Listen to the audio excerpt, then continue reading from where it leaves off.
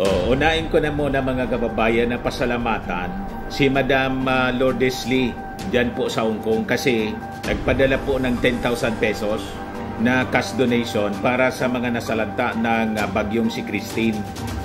Ayan po, sabi niya sa message niya sa akin, "Good day Mr. Maravillas, finally the transfer went through.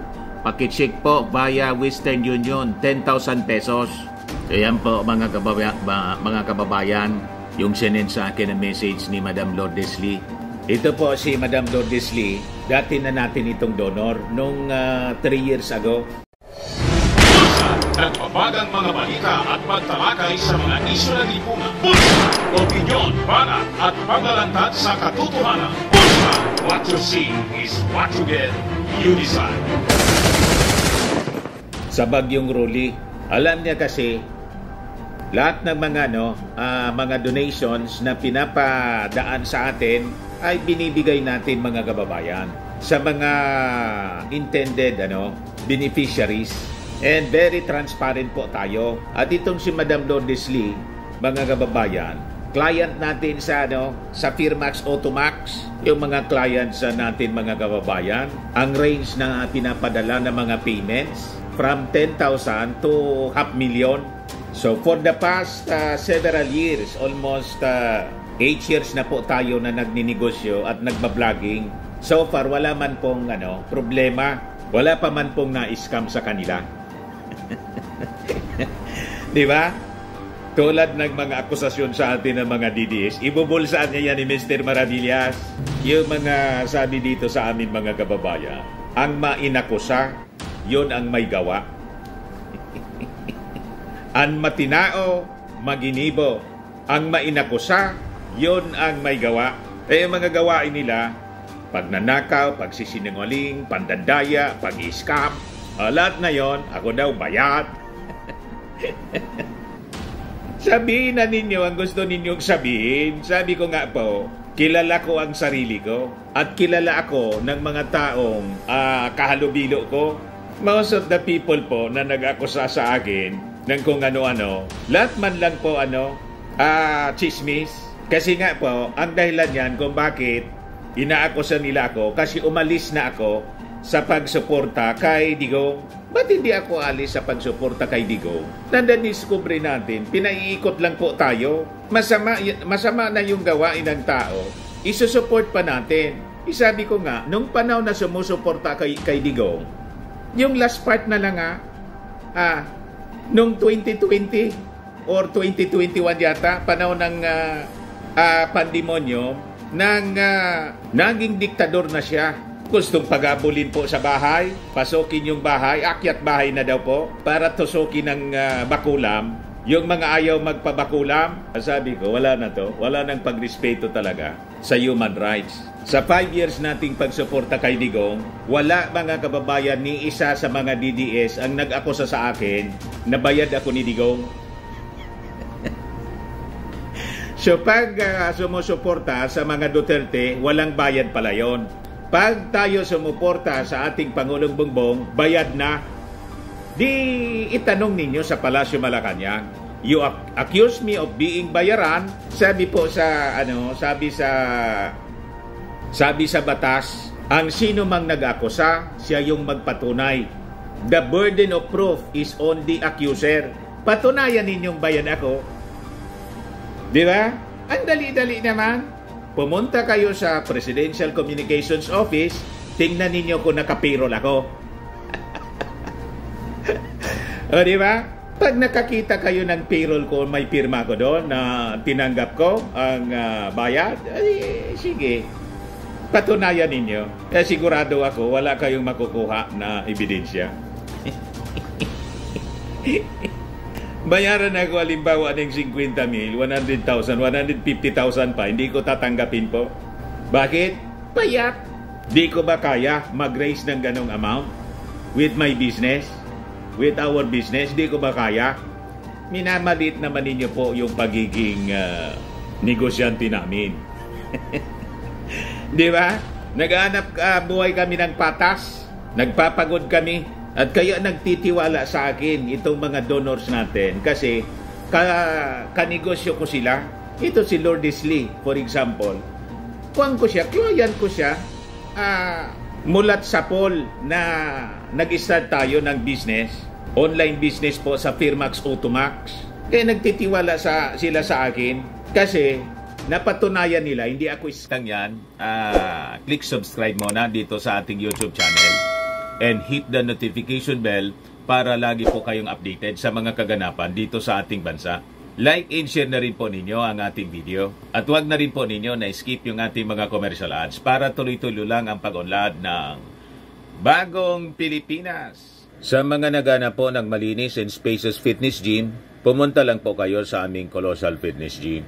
We also offer Grab Car Rental with our brand new 2023 model ng Toyota Innova. We also accept booking for those who are planning to travel via PAL, Cebu Pacific, and other airline companies, local and international, and bills payment for Meralco Bills, Aleco Bills, PLDT, etc. Ang Colossal Fitness Gym is located at 3rd floor Security Bank Building, Lanco Business Park, Legazpi City, Albay. For inquiries, look for Gilon Maravillas, contact number 0966-802-0949. Yan po yung aming Innova. Lagi na pong matao sa amin.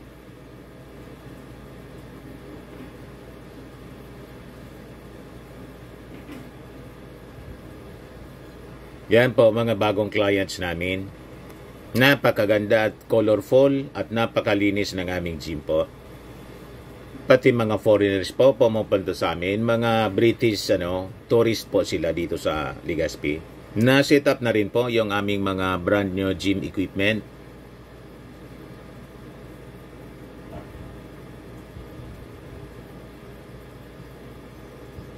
May treadmill na rin po kami. Ito naman po yung bago naming product na binibenta online. Eye Glow Serum, whitening po siya. Tingnan ninyo yung epekto sa aking anak na architect before and now. Yung mga inquiries po ninyo, dumiretso na lang kayo sa kanyang Facebook account, Riz Maravillas. Ito naman po, Firmax Firming and Lifting Cream, pinapahid po sa mga pulses and affected area. Mainam po sa paninigas ng mga kaso-kasuan. Ito naman po, Automax Radiant Serum. Sa mukha naman yung application, anti-aging po siya. You will look 10 years younger than your age. Sa mga cancer patients naman po, baka lang gusto ninyo itong itry. Neng siya red mixed fruit drink. Hindi mo po siya gamot, food supplement siya. Kaya lang, gawa siya mga kababayan sa goji berry. Yung goji berry may anti-cancer properties. O ngayon, yung mga inquiries ninyo, dumiritso na lang kayo sa aming messenger sa Facebook para masagot namin agad. Ayos pa? Ayos na ayos niya, Mr. Maravillas. Scam! Papakita ko bang mukhang kong ito? Kung scammer ako? May kaso na ba ako ng pang-scam? Di ba wala? Nainggit lang kayo kasi ayaw ninyo ng taong umaasenso. Di ba? Ganun ang mga DDS po. Ayaw masapawan ni Pangulong PBBM. Si Digong, kasi wala nang mas magaling sa kanila, si Digong. Malabo po. Wala sa kalingkingan po ng ating Pangulong Bongbong Marcos, si Digong. Yan ang katotohanan. Pati sa pag-uugali po. O tingnan ninyo ngayon, mga kababayan, yung lahat ng paninira nila, dito mga kababayan sa tumama sa atin ng mga pagbaha, lagi nilang sinasabi, nasaan na yung 5,500 na mga flood control projects daw. Isabi nga natin paulit-ulit, itanong ninyo kay Digong, kasi 6 years siya na umupo bilang Pangulo, nasaan yung 11,340 na flood control projects all throughout the country? Inanod ba lahat? Bakit ang hinahanap ninyo yung 5,500? O ngayon, ang patunay po, mga kababayan, ang mga flood control projects, nakakatulong din yan sa pag-address sa mga flooding po. Pero ngayon po, iba na yung panahon. Kaya nga pinare-review ng ating Pangulong Bongbong Marcos yung mga flood control projects sa buong bansa para magkaroon po ng master plan tayo. National master plan. Pati yung dito sa amin, ipinag-utos niya yung revisit ng Bicol River Basin kasi Yung mga hindi binaha na po, yung Metro Naga, pati dito, parte sa amin, sa Albay, koroniktado sila, mga kababayan. Koroniktado siya. At ngayon, hinahanap na rin nga ni Marcos, 2018 pala mga kababayan, nag-allocate na dito, panahon ni Digong, 142 billion. Ay 132 yata, i-check ko muna. 132 billion flood control for Bicol. Oh. Kailan ito? Allotted since 2018 for Bicol provinces. Sabi dyan, Senator Marcos seeks accountability for 132 billion flood control funds for Bicol. Kita ninyo na, mga kababayan, panahon pa pala ni Digong. So dapat ang managot nito, yung previous administration, dapat ipaliwanag ni Mark Villar. Hanap kayo ng diferensya. Kaya nga sabi natin mga kababayan, ang mga argumento nila, walang laman. Tingnan ninyo ngayon sa Valencia, Spain. Sabi ko nga dito sa post ko, baka i-blame naman nila sa ating Pangulong Bongbong Marcos, pati yung sa Spain. Pati yung mga flooding sa Europe, sa Canada, in other countries. Kasi ganun ang mindset ng mga DDS po. Matindi po. 95 people die in devastating floods in Spain. Yan po. Ganun katindi. Yan po. Ganyan katindi yung devastation po. So yung baha po mga kababayan, kahit saan may flooding, ibig bang sabihin, mahina yung mga leaders doon, mga kababayan? Lampa ba? Inutil ba? Ang ibig sabihin lang yan mga kababayan, talagang umiba na yung panahon ngayon. Mas matindi na po yung mga pag-uulan. Sa tindi ng pag-uulan ngayon as compared sa mga previous years, decades ago, kaya po hindi na kinakaya ng ating mga flood control systems. Kaya nga po kailangang i-update siya. Halimbawa dito, piniliwanag natin. Ano yung sabi ng Pag-asa? Sabi po ng Pag-asa, yung ibinagsak na ulan umabot sa 533 millimeter of rain sa loob lamang ng 24 hours. Ang normal rainfall, sabi nila, ay 323 lang millimeter of rain per month. Imagine that, sa loob ng 24 hours lamang, almost double yung ibinagsak na dami ng ulan, tubig ulan, na normally binabagsak in 1 month. Paano hindi po ma-overwhelm yung ating mga flood control system? Yung mga river system natin po, talagang umapaw. Yun din ang nangyari dito sa Valencia, Spain. Naintindihan na ninyo mga moron. So ang dapat natin gawin, i-address siya. Ito na ngayon ang revisit ng ating Pangulong Bongbong. Hindi po nagpapatinag ang ating Pangulo.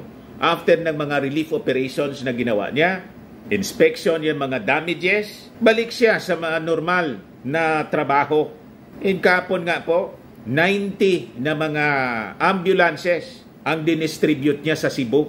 Yan po. At ang utos na niya mga kababayan, huwag titingnan ang politika. Kahit yung mga lugar na hindi kaalyado, hindi lahat ng mga taga doon sa Cebu province, na mga municipalities, sumuporta sa ating Pangulo. Yung gobernador, siyempre, sumuporta si Garcia.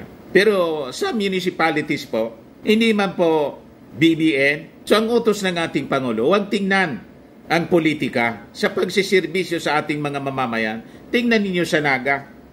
Automatic yung pagsaklolo ng ating Pangulo. Tapos na po yung politika, serbisyo na lang ang dapat gawin. Kaya natuwa po si Leni Robredo, nakipagkasundo na siya mismo ang pumunta dito sa Sorsogon para salubungin yung ating Pangulo at makipag-reconcile na po. Then tinamaan kami dito ng matinding pagbaha, lalo na yung Naga, pinuntahan mismo agad-agad ng ating Pangulo para magbigay ng ayuda at mapabilis ang recovery ng buong probinsya. Ayan ang ating Pangulo. Sabi dito sa release ng Presidential Communications Office, pinangunahan ni Pangulong Ferdinand Marcos Jr. sa Quirino Grandstand ang send-off ng 90 patient transport vehicles patungo sa mga lokalidad ng Bohol, Cebu, Negros Occidental, Northern Samar, Rizal at Pangasinan bilang pagpapatuloy ng PCSO Medical Transport Vehicle Donation Program. Bahagi ng pagdiriwang ng 90th anniversary ng PCSO, inihayag ni PBBM sa seremonya ang kahilingan sa mga LGU na alagaan at patagalin ang PTVs. Ayon sa Pangulo, ang distribusyon ng emergency vehicles ay tugon ng PCSO sa kanyang panawagan na bumalik sa charity work at siguruhing walang palakasan sa pag-atid ng tulong sa mga lugar na nangangailangan. Walang palakasan po, kahit hindi kaalyado. Lahat ng Pilipino, presidente yung ating Pangulo. Pati po mga DDS, nagkikinabang ng serbisyo ng ating Pangulong Bongbong. Kahit masasama ang ugali nila. Pero tingnan ninyo, yung leader nila na wala man tayong pakinabang, kundi perwisyo pa nga, nagsisweldo po sa gobyerno. Di ba? Wala man tayong pakinabang. Hindi man po tumutulong. So ito po yung mga pictures. Yan. Kaya mabuhay po yung ating Pangulo. Napakabait po. Yan, mga gobernador po. Mayor. Yan, tuwang-tuwa yung mga mamamayang Filipino. Congratulations po, PBBM. Mabuhay po kayo. Thank you po so much, PBBM and PCSO, for your dedication and resilience. God bless po. Mabuhay ang bagong Pilipinas. Thank you po so much, our beloved President. We really appreciate your efforts and dedication to our country. God be with you always. God is love. Take care always. And may God bless you more. Iyan po, mga kababayan. Ang dami po. 90 units ang pinamigay. Yan o. Pakinggan natin yung mensahe, yung speech ng ating Pangulong Bongbong Marcos sa send-off ng mga ambulances. Ang bisita na nandito, magandang, well, hindi masyadong maganda, pero magandang hapon sa inyo lahat. Hindi ko na pahabain pa. Ito lang ay patuloy. Parang sinisipon yung ating Pangulo. At ipinipilit natin na ang bawat LGU ay magkaroon ng ambulansya. Magkaroon ng ganitong tinatawag na patient transport vehicle. At ito naman ay programa ng PCSO na aming pinag-usapan mula po pag-upo ko. At nandyan na si Mel Robles at sinabi ko sa kanya nung siya ay nailagay sa PCSO, ang utos ko sa kanya ay balik ninyo ang PCSO sa charity work dahil nung tinitignan namin yung expenditure ng PCSO ay nababawasan yung charity work at sa ibang trabaho na pupunta ang PCSO. Kaya ito ang naging bunga niyan. Kaya sabi ko ay pinakamadali dyan dahil nung senador ako, nung congressman ako, hanggang ngayon ay maraming ating mga chief executive ng ating mga LGU ay panay hingi ng ganito, ng patient transport vehicle, ambulansya at lahat. Ay ang sabi ko dapat siguro, hindi ko naman malaman kung bakit napakahirap na magkaroon ng ganito. At naalala ko nung gobernador ako, nakukuha mo lang yung ambulansya dati pagka medyo malapit ka sa kung sino man, o pakiusap, o palakasan unahan, palakasan. Ako naman, hindi naman siguro dapat ganun. Kaya sinabi ko, kailangan sabihin na lang natin. Walang palakasan daw po. Kailangan na lang, basta sabi ko, basta hanggat kaya natin, kuha lang tayo na itong mga emergency vehicle na ganito. At ikalat natin, huwag na natin isipin kung saan pupunta, kung ito binoto ba tayo dyan, nanalo ba tayo dyan, wala nang ganun. Kung saan man nangailangan, magpapadala tayo. At ginawa nila, dahil hindi nyo na itatanong, ito ang 90th anniversary ng PCSO. May kaunting handa doon sa Manila Hotel mamaya. At kaya naman, karapat-dapat na ang pinamigay na itong mga emergency vehicle ang 90 rin ang ipinibigay ngayong araw na ito. So, dami po. Ako'y natutuwa na ating nagagawa ito at ipatuloy natin gagawa. Ang hihilingin ko lang sa ating mga chief executive. Toyota Grandia po siya. Quality vehicles. Made in Japan. Itong mga ito. Basta't alagaan natin na mabuti. Ang maganda rito sa pagpili namin itong modelong ito, madaming pyesa ito. Japanese, ayusin, Japanese car. Quality. Saan, makakahanap kayo. Kahit sinong mekaniko kayang ayusin itong mga emergency vehicle na ito at kahit saan madali makakuha ng pyesa dahil napakahirap pagka yung mga masyadong magagandang ambulance kuminsan na tatanggap namin basta't nasira hindi mo na makikita na nakaparada na doon habang buhay.